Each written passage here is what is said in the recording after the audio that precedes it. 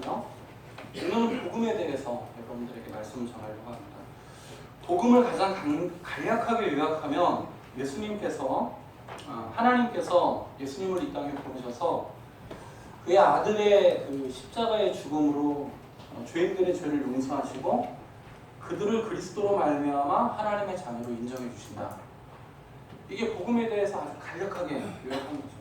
여러분들이 아마 길을 다니시다가도 이런 복음에 대해서 들으셨을 수 있습니다. 성경은 천지창조부터 이 세상의 종말까지 이 역사 전체를 다 담고 있는데 이 모든 역사를 종합하여 단 한 가지 메시지만을 전합니다. 그게 복음입니다. 그리스도 예수를 통하여 하나님께서 죄인을 구원하신다는 것입니다. 물론 복음은 제가 방금 말씀드린 것처럼 장구한 역사의 흐름에 따라 다양한 용어와 방식으로 설명되기 때문에 이 복음에 대해서 설명하는 이 모든 말씀을 다 우리가 이해하는 것은 쉽지 않습니다. 하지만 복음을 이렇게 간략하게 정리하고 단순하게 하면 이해하는 데 그다지 어려움이 있지는 않습니다. 우리가 죄인인데 우리의 죄를 예수님께서 대신하셔서 십자가에 죽으시고 이 예수님의 십자가의 죽음의 그 능력을 믿게 되면 죄가 용서함을 받고 하나님 앞에 하나님의 자녀로 인정받는다. 하나님께서 영원한 은혜를 내려주신다 하는 것이 복음의 요약이죠. 근데 이게 이렇게 간략하게 정리하고 나면 너무 어려워서 이해가 안 되는 게 아니라 거꾸로 너무 쉽기 때문에 믿기가 어렵습니다. 자, 여러분, 우리가 죄가 아무리 많아도 예수님이 나를 대신하여 십자가에 죽으셨다는 사실을 믿으면 다 용서받는다. 그래서 영원히 또한 무궁히 하나님의 충만한 은혜를 영원토록 누린다. 그러면 쉬워서 좋기는 한데 우리의 마음에 즉각적인 의문이 생깁니다. 이렇게 말하면 내가 어떤 죄가 있든지 예수님이 십자가에 죽으신 거를 내가 믿는다. 그럼 나는 구원받았다. 그러면 요즘에 세간을 떠들썩하게 하고 있는 자기 남편이나 자식을 죽인 부녀들이 있는데 이 사람들도 예수님을 믿기만 하면 모든 죄가 다 용서받고 하나님의 은혜를 영원토록 누릴 수 있는 것인가 하는 의문이 우리에게 생기게 되죠. 정말 그렇다면 이게 문제가 크겠죠. 그렇지 않겠습니까? 아니 그 수많은 아니면 뭐 전쟁을 통해서 수많은 사람들을 죽인 그런 사람들이 있죠. 누구든지 하나님의 은혜와 예수님의 긍휼로 영원한 복락을 누린다면 굳이 우리가 이 땅에서 선을 행하며 애쓰며 살아갈 필요가 있겠는가 하는 질문이 우리에게 솟아나게 되죠. 차라리 이런 복음을 우리의 죄를 대신하여 십자가에 예수님이 죽어서 이 예수님을 믿음으로 말미암아 구원받는다 이것이 아니라 이 땅에서 열심히 성실하게 살아가는 순서대로 하나님께서 복을 주시고 이 땅에서 악하고 교만하게 살아가는 순서대로 벌을 주시는 것이 더 합리적이고 공평해 보이지 않습니까? 이 세상에 있는 모든 도덕이나 윤리 혹은 종교는 기본적으로 제가 방금 말씀드린 이런 구조를 가르칩니다. 열심히 살라는 거죠. 그래서 선을 행하라는 거예요. 그래야 선을 행해야 구원을 받는다. 혹은 선을 행해야 복을 받는다. 이렇게 말합니다. 어떤 종교든지 그 방식과 정도의 차이는 있지만 모든 종교의 근간에 인간의 윤리성이 있어요. 근데 유독 기독교의 복음은 이러한 일반적인 교훈을 뒤집어버립니다. 그리고 우리가 예수 그리스도의 의로 인한 대속과 하나님의 은혜를 기반으로 하여 구원을 받는다. 이렇게 가르쳐요. 그래서 바울은 십자가의 복음이 사람들을 거리끼게 하는 것이라고 말했어요. 복음은 기쁜 소식이라는 뜻인데 이 복음이라는 말이 무색해질 때가 많죠. 사람들은 복음을 듣고 기뻐하지 않고 도리어 거리꺼워하고 불쾌할 때가 많습니다. 복음이 세상에 전파될 때 별 생각 없이 당연하게 복음이 내가 죄인인데 예수님이 나의 죄를 대신하여 십자가에 죽으시고 부활하셨고 내가 예수님 믿으면 어떤 죄든지 용서. 여러분 이게 어떻게 그렇게 당연하게 받아들여지겠습니까? 도리어 복음은 우리가 당연하게 생각하고 있는 삶의 원리에 정면으로 부딪혀올 때가 많습니다. 오늘 본문 말씀과 같이 심지어 유대인으로서 평생 율법의 훈련을 받고 교육을 받았던 이 니고데모도 복음의 원리에 대해서 처음 들었을 때 하나님 나라의 복음을 쉽게 납득하지 못하는 모습을 보여줘요. 받아들일 수 없다는 거죠. 어쩌면 오늘 이 자리에 처음 오신 분들뿐만이 아니라 수십 년 동안 신앙생활을 했다 하는 분들 가운데도 성경이 증거하는 복음에 대해 마음 깊이 공감하지 못하는 분들이 있을 것입니다. 우리가 믿음으로 예수 그리스도의 의를 수여받아 하나님의 자녀가 된다는 이 이신칭리의 교리는 마치 비행기가 하늘을 날아가는 원리에 대해서 전혀 알지 못하는 어린아이에게 쇳덩어리가 하늘을 날아간다 이렇게 말하는 것과 같습니다. 여러분, 비행기는 쇳덩어리죠? 그래서 새가 하늘을 날긴 납니다. 그러나 얼핏 생각하면 이 비행기가 하늘을 날아가는 원리에 대해서 전혀 알지 못하는 사람들에게는 지구에서 가장 무거운 물질 중에 하나인 쇳덩어리가 하늘을 날아간다는 것이 말도 되지 않게 들리겠죠? 깃털도 날지 못하는데 어떻게 쇳덩어리가 하늘을 날아가겠는가? 그런 의문이 들 것입니다. 이처럼 만일 우리가 복음에 대해서 깊이 생각하지 않고 단순히 우리의 죄가 예수 그리스도의 십자가의 죽음으로 용서받을 수 있다고 말한다면 대부분의 사람들은 복음에 대해서 반발심을 갖게 되는 것입니다. 그렇기 때문에 성경은 복음의 능력만 한 줄로 딱 전하고 끝나지 않습니다. 여러분, 성경은 아까 제가 말씀드린 것처럼 천지 창조에서부터 인류 종말의 역사까지 다 담아가지고 복음을 전해요. 그냥 예수님을 믿으십시오. 당신의 죄가 예수님 믿으면 사함을 받고 구원받습니다. 이렇게 간단하게 정리될 수 있는 복음을 이 복음의 능력에 대해서만, 이 복음의 효력이죠. 복음의 효력에 대해서만 말하는 것이 아니라 이 복음의 의미도 충분히 드러내기 위해서 성경 저자들이 많이 애를 썼습니다. 특히 성경은 우리가 그리스도의 구속과 대속에 대해서 생각하기 전에 반드시 먼저 고민하고 점검해야 할 내용이 있다고 증거하는데 그것이 과연 인간이 어떤 상태에 있는가 하는 것이죠. 여러분들이 성경이 증거하는 인간의 상태에 대해 알지 못하면 성경이 인간에게 약속하고 있는 복음 역시 그 의미가 하나도 드러나지 않게 됩니다. 그러므로 우리는 내가 예수님을 믿는다 혹은 예수 그리스도께서 나의 죄를 위해 하나님의 진노를 대신 감당하셨다 이런 고백을 하기 전에 먼저 성경이 인간에 대해서 어떻게 가르치고 있는가 하는 데 대해서 살펴볼 필요가 있습니다.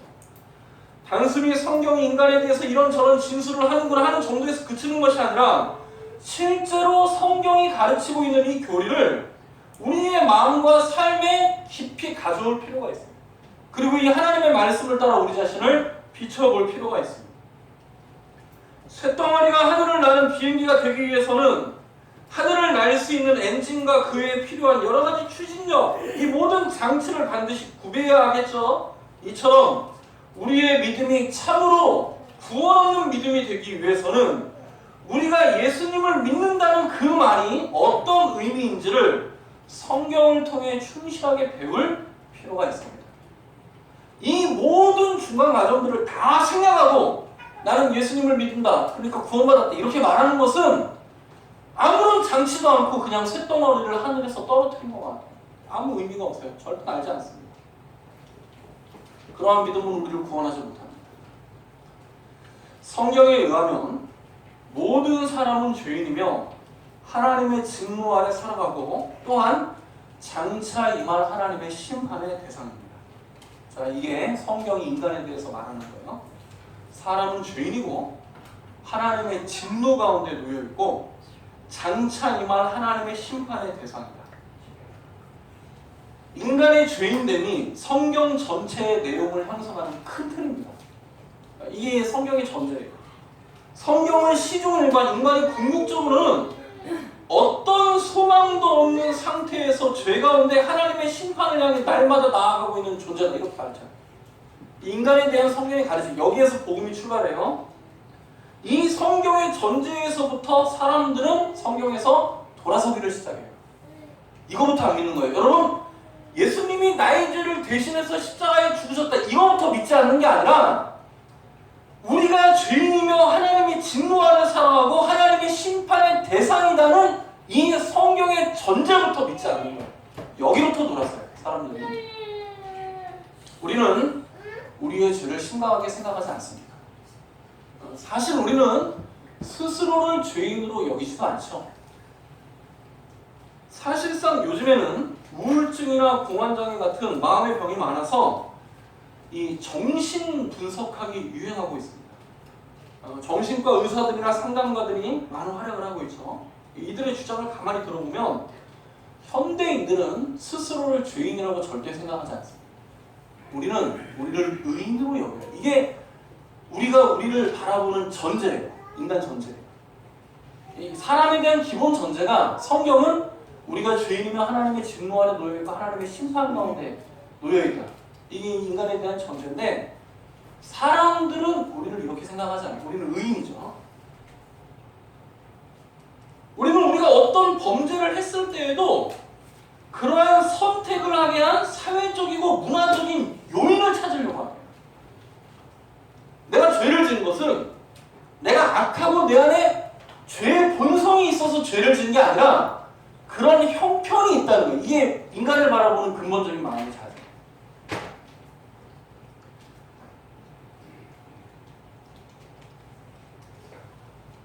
성경의 복음이 착한 사람에게는 상을 주고 죄인에게는 벌을 준다는 약속으로 규정되지 않는 이유가 있습니다. 그것은 성경이 인간에 대해서 보는 전제가 달라서요.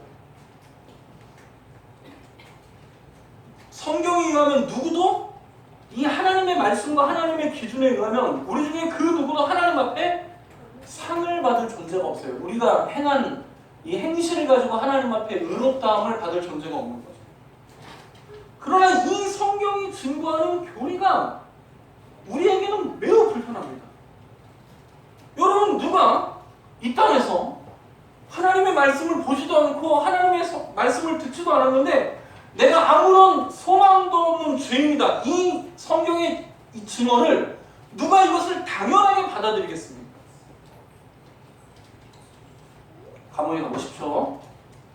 우리 모두가 놀랄 만한 아주 끔찍하고 경악할 만한 죄를 저지르고 감옥에 수감되어 있는 그 죄수들도 자기들이 죄인이라는 것을 인정하지 않습니다. 여러분, 우리가 착각하는 게 있는데, 죄가 많으면 죄를 많이 인정할 것 같죠? 절대 그렇지 않습니다. 죄는요, 죄 자체를 속이는 그 특성을 가지고 있어요. 이 죄의 특질을 가지고 있어서 실제로는 죄가 많을수록 죄를 인정하지 않습니다. 그래서 여러분, 이 세상에서 죄를 제일 많이 인정하지 않는 사람들이 모여있는 곳이 감옥이에요.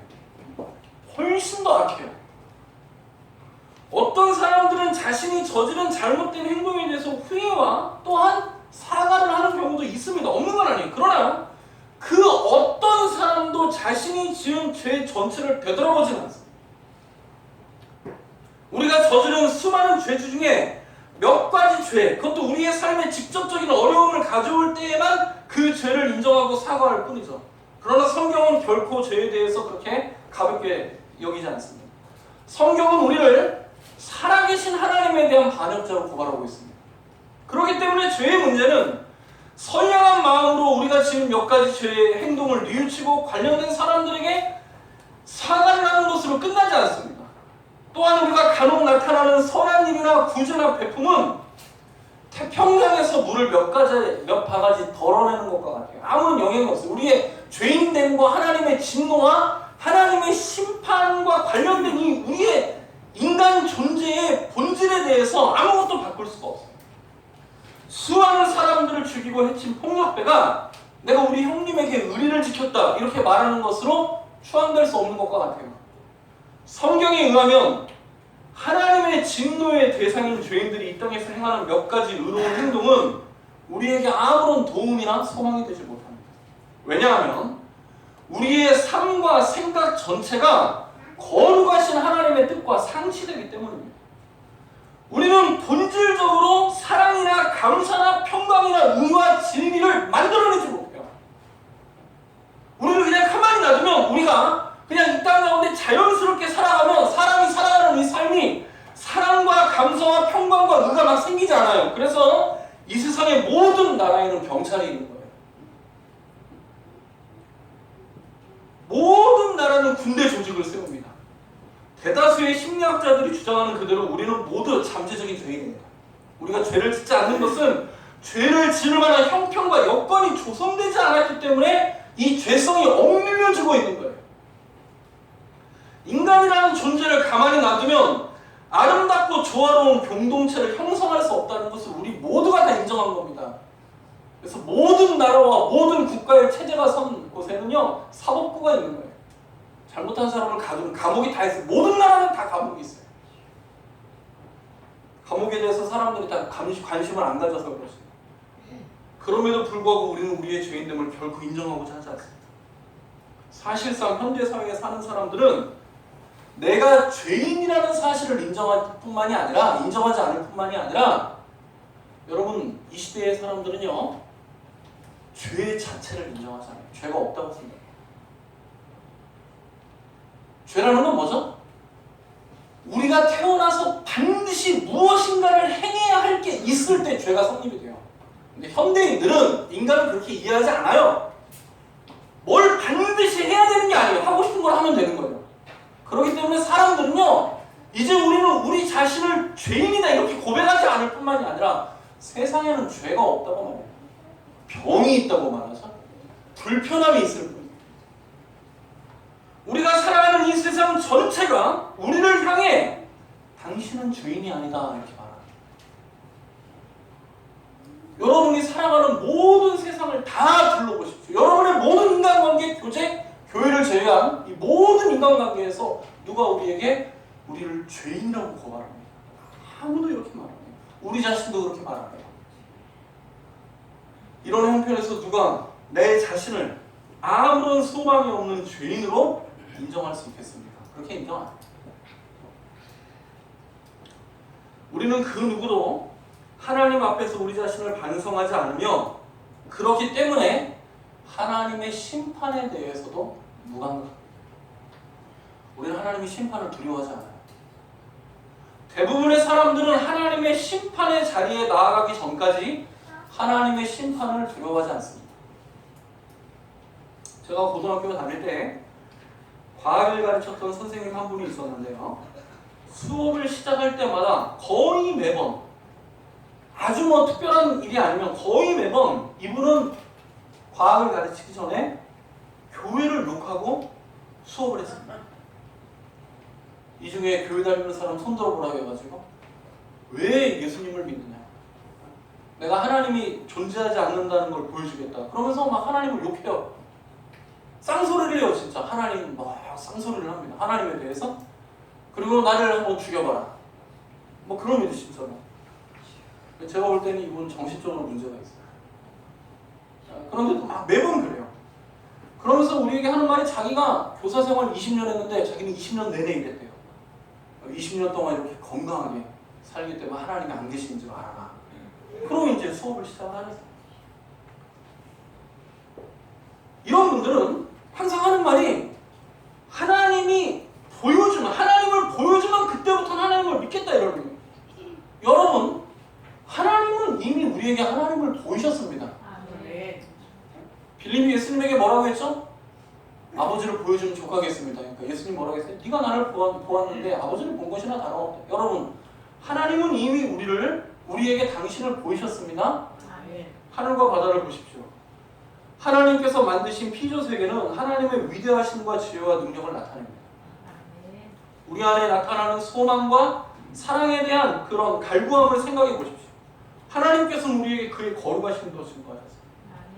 뿐만이 아니라 하나님께서는 당신의 선지자들을 지속적으로 보내서 우리를 향한 하나님의 은혜와 하나님의 뜻도 전하셨습니다. 이 땅에 이스라엘이라는 한 나라를 세우셔서 이 나라를 통해 하나님께서 하나님의 말씀을 지속적으로 전하셨습니다. 뿐만이 아니라 기어이 하나님께서는 이 땅에 당신의 아들을 보내사 우리에게 하나님 자신의 영광을 드러내셨습니다. 하나님께서는 이미 하나님을 우리에게 보내셨습니다. 그래도 사람들은 이것을 하나님 믿을 수 없다고 하는 거죠. 이것은 사람들이 하나님의 위대하심이나 지혜나 그의 사랑과 은혜로우심에는 아무 관심이 없다는 걸 뜻해요. 이거 원하지 않는 거예요. 우리가 하나님께 요청하는 것은 아주 간단합니다. 천국과 지옥을 보여달라는 거죠. 여러분, 천국과 지옥은 체험하는 것이 아니에요. 가는 곳입니다. 여러분, 지옥 체험 이런 건 없어요.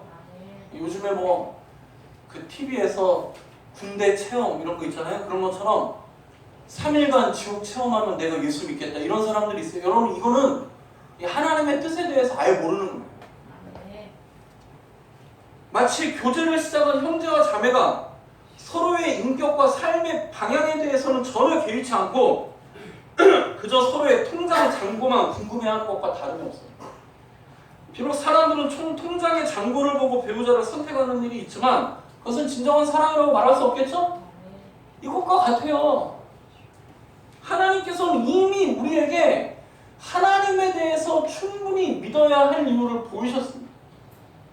하나님께서는 당신의 백성들과 이런 방식으로 교제하잖아요. 지옥에 갔다 와라. 네가 한 3일 동안 지옥에 갔다 와라. 지옥을 봤더니 야, 되게 끔찍하네. 내가 지옥 가기 싫어서 이제 하나님 말씀. 여러분, 이게 순종입니까?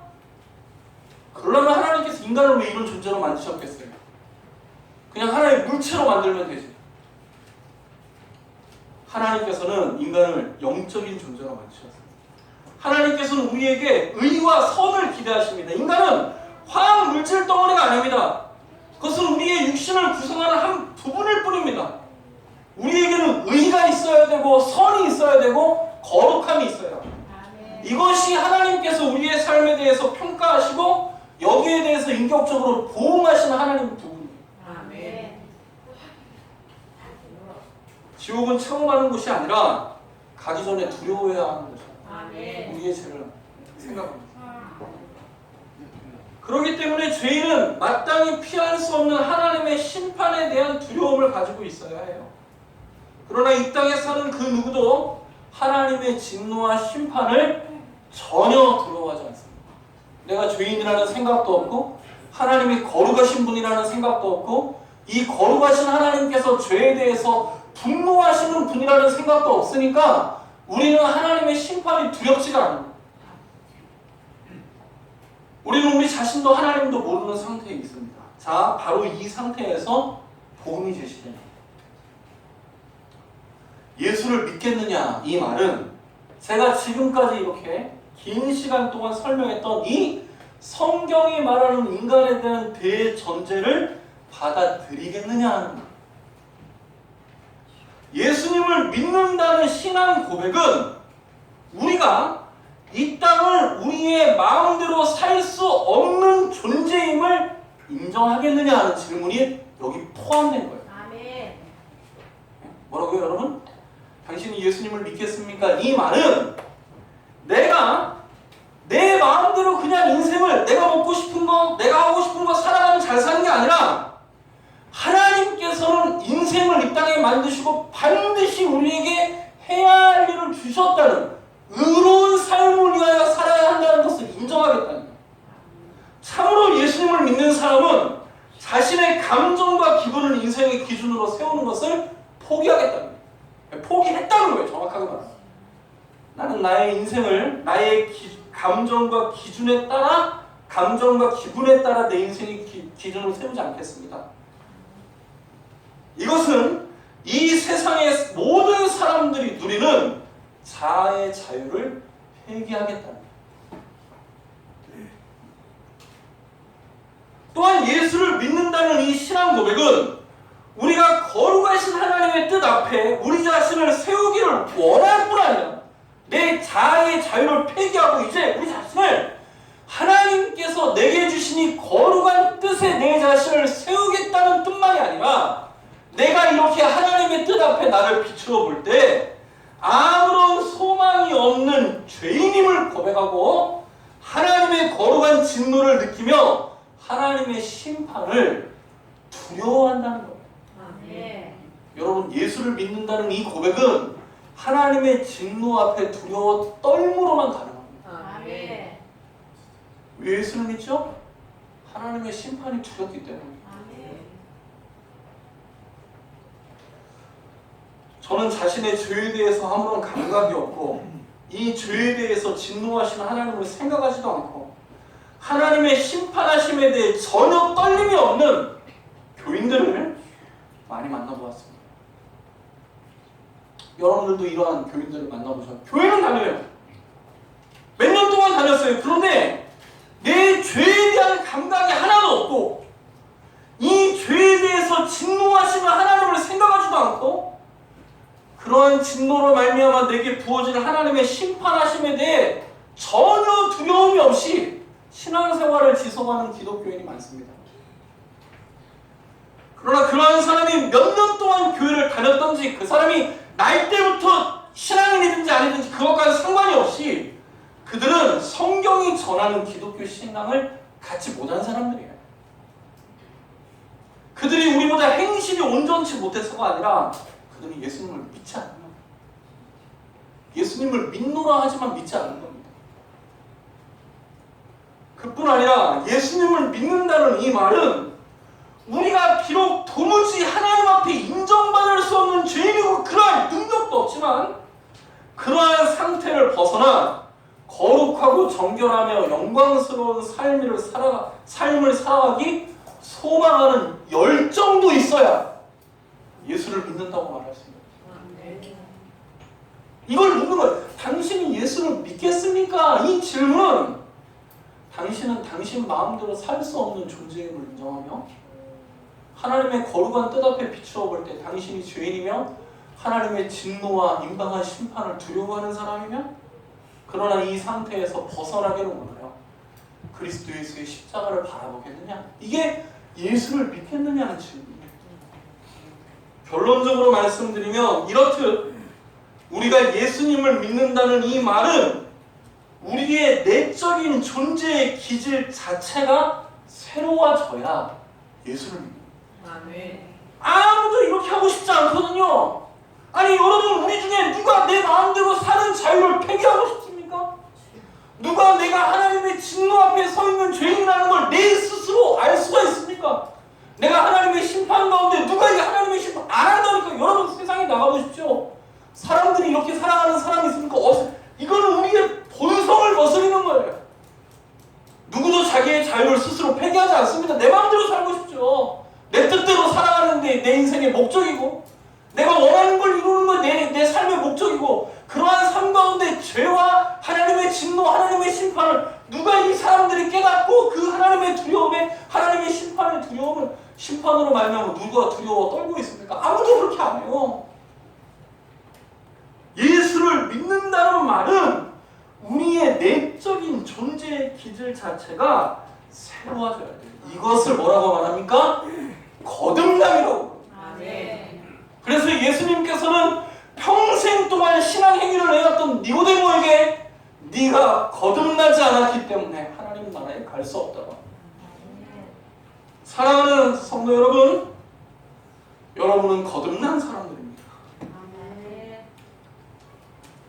여러분은 거듭난 사람들입니다. 이 질문이 성경 전체를 통하여 하나님께서 저와 여러분에게 던지는 근본적이고 유일한 질문이에요. 나는 거듭난 사람입니다. 성도 여러분, 여러분은 여러분의 삶을 거룩하신 하나님 앞에 세울 용의가 있습니까? 여러분은 그 거룩하신 하나님 앞에 우리가 설 때마다 내가 할 말은 주여 나를 떠나소서 나는 죄인입니다. 이 말밖에 할 것이 없는데 그렇게 진정으로 고백합니다. 그리고 우리의 삶을 하나님의 은혜 가운데 거룩하고 영광스럽게 세워나가고자 하는 그와 같은 열망이 여러분에게 있습니까? 여러분은 거듭난 사람들입니까? 거듭나지 않은 사람들이 하는 신앙 고백은 헛된 것입니다. 거듭나지 않은 사람들이 하는 신앙의 헌신도 아무것도 아닙니다. 바울은 이런 사람들을 소리나는 무리와 울리는 꾀과리 같다고 했습니다. 시끄럽긴 하지만 아무 의미가 없는 거예요.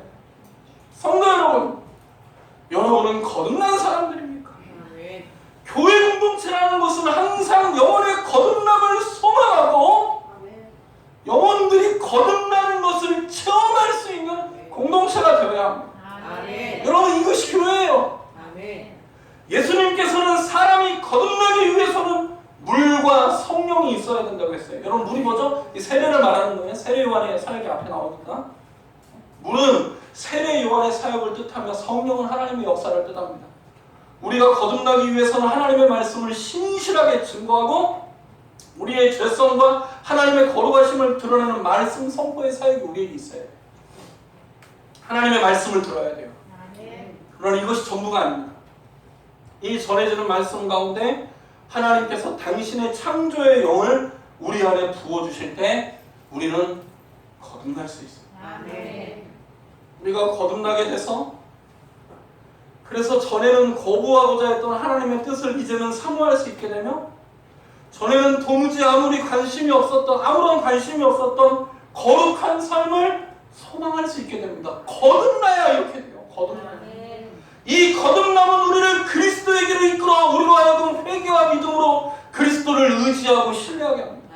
이 거듭남은 우리를 우리의 형제와 자매들에게로 이끌어 그들을 용서하고 사랑할 수 있게 하는 거예요.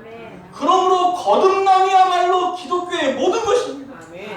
성도 여러분, 여러분은 거듭났습니다. 거듭났습니다.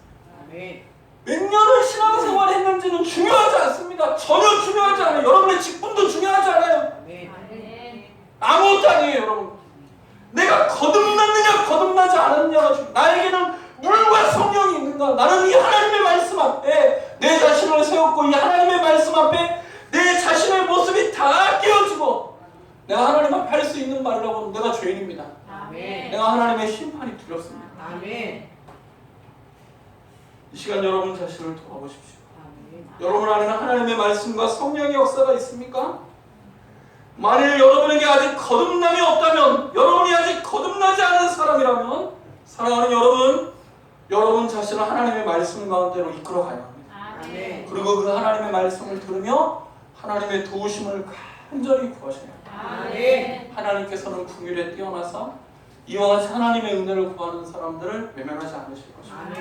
만일 여러분이 이제 거듭난 사람이라면 우리는 오늘도 우리에게 이러한 은혜를 허락하신 하나님 앞에 감사하며 하나님의 나라와 영광을 위해 힘써 일할 수 있어요. 사랑하는 주의 백성들에게 이와 같은 은혜가 있기를 바랍니다. 찬송가 287장을 찬양하겠습니다. 찬송가 287장